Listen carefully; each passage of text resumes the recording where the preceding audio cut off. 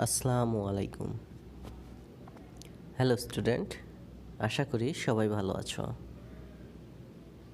আজ আমরা শিখব আয়তন নির্ণয়ে ডট গুণন ও ক্রস গুণনের ভূমিকা। অর্থাৎ আমরা যদি আয়তন নির্ণয় করতে চাই সেক্ষেত্রে ডট গুণনকে ব্যবহার করব নাকি ক্রস গুণনকে ব্যবহার করব সেটা শেখার চেষ্টা করব। আমরা লাস্ট ক্লাসে দেখেছিলাম যে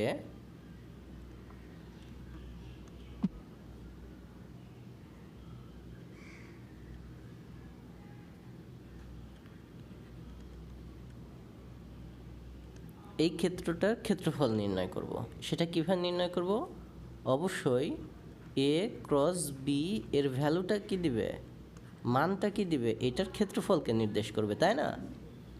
আচ্ছা, তাহলে এখন ধরে নেই যে এ ক্রস বি এর ভ্যালু হলো 5। এখন তোমাদের কাছে কোশ্চেন যে আমি যদি এইটার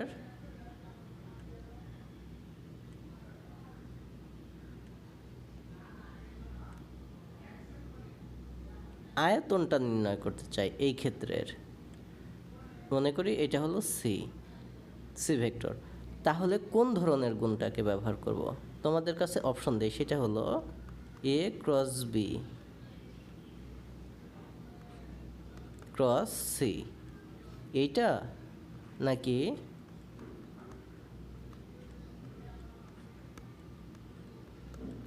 এইটা?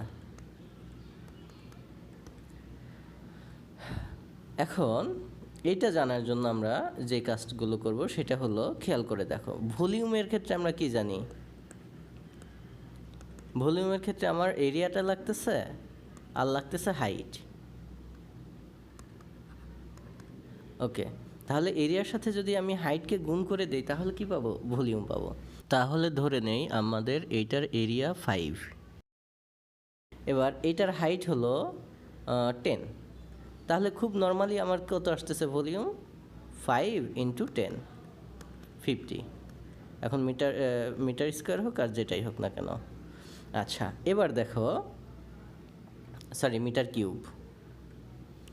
এবার একটা ব্যাপার খেয়াল করে দেখো, এখানে হাইট অর্থাৎ সরাসরি উচ্চতাটা, এখন যদি সামহাও আমি যদি এটাকে একটু চেঞ্জ করে দেই, লাইক এমন করে দেই,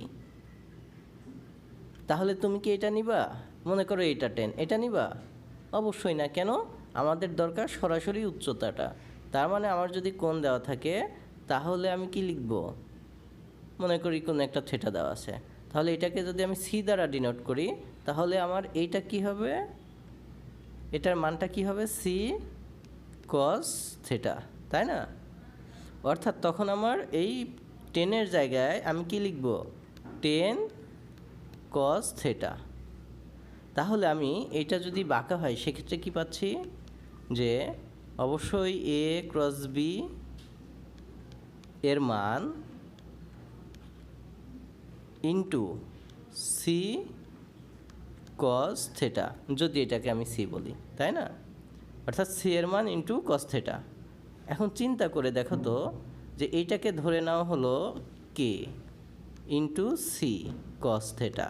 তার মানে দেখো তো কার মতো হয়ে গেল? এটা ডট গুণনের মতো হয়ে গেল না? A dot B, A B cos theta, অর্থাৎ এ এর মান, বি এর মান এবং মধ্যবর্তী কোণ। তাহলে খেয়াল করে দেখো, অর্থাৎ এ ক্রস বি এর মান, সি এর মান এবং এদের মধ্যবর্তী কোণ। তার মানে অবশ্যই কোনটা থেকে পাবো? এই যে ইকুয়েশনটা, এটা কোথা থেকে পাবো? নিশ্চিত এখান থেকে না, এখান থেকে, কারণ ডট গুণন। তাহলে কি লিখবো দেখো, এ ক্রস বি এর মান ইন্টু সি এর মান ও মধ্যবর্তী কস থিটা। তার মানে অবশ্যই আমার কোনটাকে ব্যবহার করতে হবে? এটাকে ব্যবহার করতে হবে। আশা করি সবাই বুঝতে পারছো। তবে যদি আমি এটাকে ব্যবহার করতাম তাহলে আমার কি আসতো? খেয়াল করে দেখো, যে অবশ্যই আমাকে তখন মানটা দিতে হতো। তাহলে এ ক্রস বি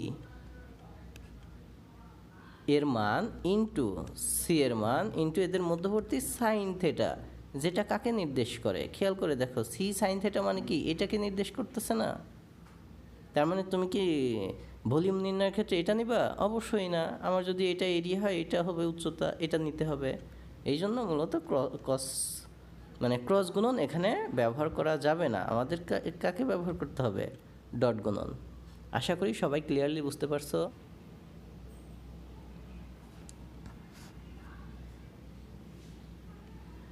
এখন আমরা প্রিভিয়াস যে লজিকগুলো শিখলাম এটার উপরে বেস করে একটা এক্সাম্পল সলভ করি, যেন আমাদের কনসেপ্টটা আরেকটু ক্লিয়ার হয়ে যায়।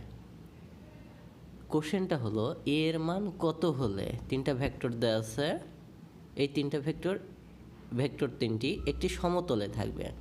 এখন একটা সমতলে অর্থ কী খেয়াল করে দেখো।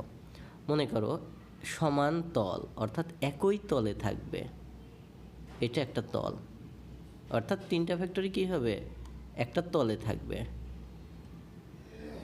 এবার এটা বোঝার জন্য আরেকটা ব্যাপার খেয়াল করে দেখো তো। আমি মনে করো একটা দাগ দিলাম, এই দাগের এরিয়া কত?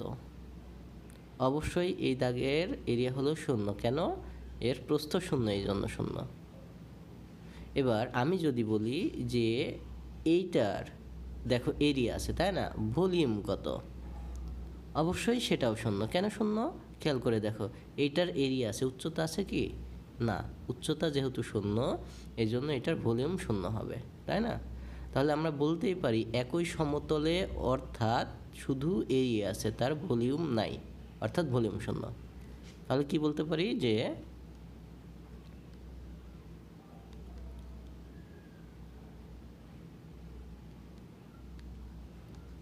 একই সমতল ইকুয়াল টু এরিয়াকে বোঝায়। এরিয়া বা ভলিউম, আয়তন 0। ওকে, এই তিনটা ব্যাপার সেম জিনিস প্রকাশ করে। তার মানে এখন যদি আমি এটা করি যে এই তিনটা থেকে আমি হলো ভলিউম বের করলাম, ভলিউমটা বের করে 0 দেখালাম, তাহলেই তো আমাদের হয়ে যাচ্ছে, তাই না? কেন? যেহেতু তারা একই সমতল, এই জন্য। তাহলে এখন আমাদের যে টার্গেট সেটা হলো আমরা এই তিনটা ব্যবহার করে সেটার ভলিউম ইকুয়াল টু 0 লিখব। কেন 0 লিখব? যেহেতু তারা বলে দিছে যে একই সমতলে থাকবে। তাহলে এই তিনটার ভলিউম নির্ণয় করা যাক। আমাদের যে লজিক শিখে আসলাম বা যে প্রসেসটা শিখে আসলাম, ভলিউম নির্ণয় করার জন্য আমি যদি এটাকে এ ধরি, এটাকে বি ধরি এবং এটাকে সি ধরি, তাহলে কি লিখতে পারি? এ ক্রস বি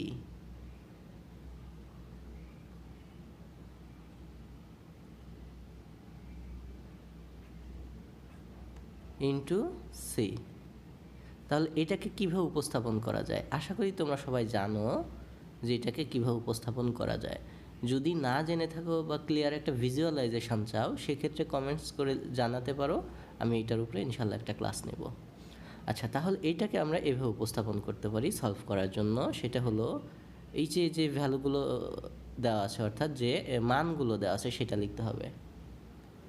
তাহলে এটা এর জন্য 2 -1 +1, বি এর জন্য হবে 1 2 -3, সি এর জন্য হলো 3 a 5। এখন নির্ণায়কের মাধ্যমে যদি আমরা এটা সলভ করি, এবং এটা কি প্রকাশ করতেছে? এটা এই তিনটা বিন্দু দ্বারা ভলিউমকে প্রকাশ করতেছে। তাহলে এই তিনটা দ্বারা যদি ভলিউমকে প্রকাশ করে, তাহলে এটা যদি আমি সলভ করি, কি লিখব? 2, তাহলে এই দুইটা গুণ 10 মাইনাস এই দুইটা গুণ, তাহলে মাইনাস মাইনাসে প্লাস 3a, এরপরে মাইনাস, এবার মাইনাস ইন্টু -1, এবার এই দুইটা গুণ, তাহলে 5 মাইনাস মাইনাস, এবার এই দুইটা গুণ করলে মাইনাস মাইনাসে প্লাস 9 প্লাস, এবার এইটা আসবে 1, এইটা আর এটা গুণ করলে হবে a, এইটা -6। এবার এটার ভলিউম কত? যেহেতু তারা বলছে তিনটি একটি সমতলে থাকবে, তার মানে ভলিউম আমরা দেখে আসছি এক সমতলে অর্থ ভলিউম 0, তাহলে আমি ভলিউম 0 লিখব। এবার যদি আমরা এটা সলভ করি তাহলে কি পাবো,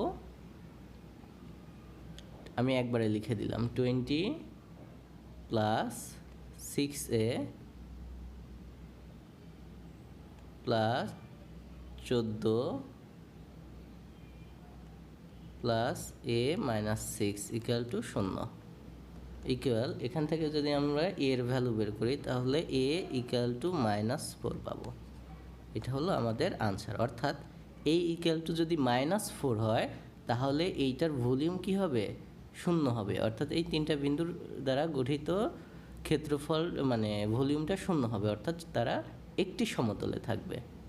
আশা করি সবাই বুঝতে পারছো। আল্লাহ হাফেজ অ্যান্ড ধন্যবাদ আমাদের সঙ্গে থাকার জন্য।